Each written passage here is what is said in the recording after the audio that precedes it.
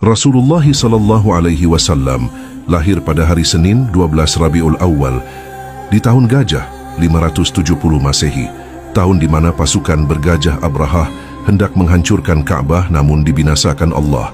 Quran Surat Al-Fil ayat 1 dan 5. Ketika baginda lahir, menurut banyak riwayat sejarah, Ibnu Ishaq Ibnu Hisham Al-Baihaqi, berhala-berhala di sekitar Ka'bah roboh, hancur dan berantakan, dan api yang disembah kaum Majusi di Persia padam untuk pertama kalinya dalam 1000 tahun. Ibunda beliau, Sayyidah Aminah binti Wahab, melahirkan tanpa kesulitan. Dalam sebagian riwayat disebutkan bahwa tubuh bayi Muhammad SAW bersih, wangi dan bercahaya, tidak dikotori darah seperti bayi lain. Setelah lahir, Rasulullah SAW disusui oleh ibunya selama beberapa hari, lalu diserahkan kepada Halimah As-Sa'diyah, seorang wanita dari kabilah Bani Sa'ad. Sejak Halimah menerima bayi Muhammad SAW, unta tua milik Halimah yang sebelumnya kurus dan lemah tiba-tiba menjadi gemuk dan cepat menghasilkan banyak susu. Dikisahkan dalam riwayat-riwayat lama dari kalangan ahli sirah bahwa Halimah As-Sa'diyah, ibu susu Rasulullah SAW, memiliki satu sisi dada yang lemah. Namun ketika bayi Muhammad SAW didekatkan, beliau justru menyusu pada sisi itu. Dan dengan izin Allah, sisi yang lemah itu pun kembali sehat dan memancarkan susu berlimpah. Seiring tumbuh besar, Nabi Muhammad SAW kecil dikenal jujur, sopan dan disukai semua orang. Dalam riwayat Ibnu Sa'd dan Ibnu Hisham diceritakan bahwa ketika beliau berjalan di bawah terik matahari, awan bergerak mengikuti dan menaunginya. Beberapa ulama seperti Imam As-Suyuti menyebutkan bahwa fenomena ini terjadi berulang kali, disaksikan baik oleh pengasuhnya maupun para pedagang ketika beliau ikut berdagang bersama pamannya Abu Thalib. Suatu hari Rasulullah SAW bertemu seorang pemburu yang menangkap seekor kijang betina. Kijang itu berbicara dengan izin Allah, memohon izin kepada Rasulullah SAW untuk dilepaskan sejenak agar dapat menyusui anak-anaknya dengan janji akan kembali. Rasulullah SAW mengizinkannya, dan ajaibnya, kijang itu benar-benar kembali setelah menyusui anak-anaknya. Melihat hal itu, pemburu itu tersentuh dan memeluk Islam. Maknanya menunjukkan kemuliaan akhlak dan kasih sayang Nabi SAW terhadap makhluk. Mukjizat besar Nabi SAW yang disebut langsung dalam Al-Quran adalah terbelahnya bulan. Allah berfirman, telah dekat saat itu hari kiamat dan terbelahlah bulan. Quran Surat Al-Qamar ayat 1. Kaum Quraisy menantang Rasulullah SAW. Tunjukkan mukjizatmu jika benar engkau utusan Allah. Rasulullah SAW mengangkat jarinya ke langit dan bulan terbelah menjadi dua.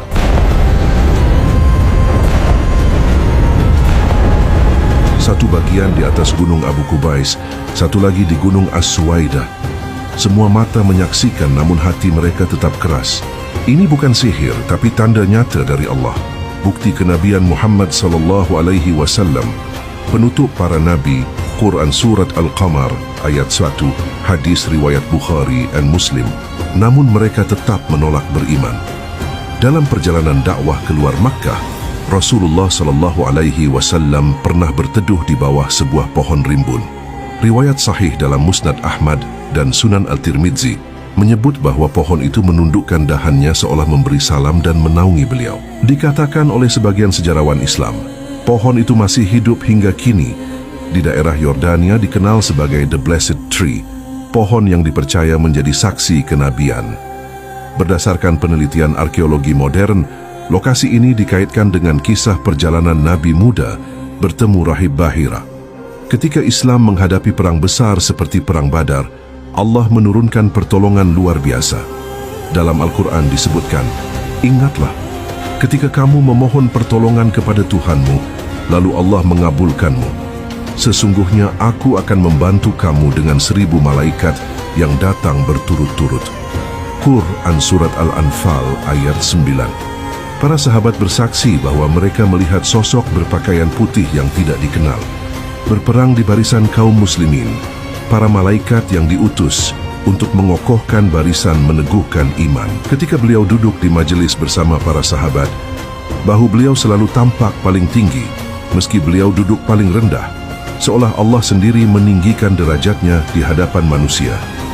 Dan dalam riwayat lain, lalat dan nyamuk tidak pernah menghinggapi tubuh Rasulullah SAW karena tubuh beliau dipenuhi cahaya dan wangi-wangian alami. Sirah ulama salaf Ibn Kathir dalam Al-Bidayah wa An-Nihayah. Saat para sahabat kehausan, beliau celupkan tangannya ke bejana kecil. Dari jari jemarinya mengalir air jernih bagaikan mata air surga. Dalam kelaparan, beliau meletakkan tangan di atas sedikit makanan. Lalu makanan itu bertambah, tak habis dimakan hingga semua kenyang. Dan ketika Rasulullah beralih dari batang kurma ke mimbar baru, batang kurma itu menangis keras, rindu pada sentuhan beliau yang penuh kasih. Pada malam yang sunyi, Rasulullah SAW diangkat dari Masjidil Haram menuju Masjidil Aqsa. Dari sana, beliau naik menembus 7 lapis langit, bertemu para nabi, hingga ke Sidratul Muntaha, tempat tak satu pun makhluk pernah sampai. Di sana Allah memerintahkan salat 5 waktu, hadiah suci untuk umat Muhammad SAW, Isra Mi'raj, perjalanan agung dari bumi ke langit, bukti kebesaran Allah dan kemuliaan Rasulnya. Quran Surat Al-Isra ayat 1. Namun mukjizat terbesar Rasulullah SAW bukanlah pembelahan bulan, bukan pula pasukan malaikat, melainkan Al-Quran itu sendiri. Kitab suci yang tiada tanding dalam keindahan bahasa, kedalaman makna dan kebenaran ilmiah. Mukjizat yang kekal hingga akhir zaman. Allah menantang seluruh manusia, jika kamu ragu terhadap Al-Quran yang kami turunkan kepada hamba kami, maka buatlah satu surat yang semisal dengannya. Quran Surat Al-Baqarah ayat 23. Kisah ini bukan sekadar sejarah, tapi pelajaran bahwa Allah menolong hambanya yang jujur dan sabar. Rasulullah SAW adalah cahaya yang tak akan padam, rahmat bagi seluruh alam. Setelah Rasulullah SAW wafat, dunia kehilangan cahaya yang paling terang. Namun beliau meninggalkan para ulama sebagai penyambung lidah, penjaga sunnah dan pewaris. Mereka adalah pelita di tengah kegelapan, penuntun hati bagi setiap muslim. Cintailah mereka, hormatilah mereka, dan ikutilah jalan Rasulullah SAW melalui mereka, agar cahaya beliau tetap bersinar dalam hidup kita.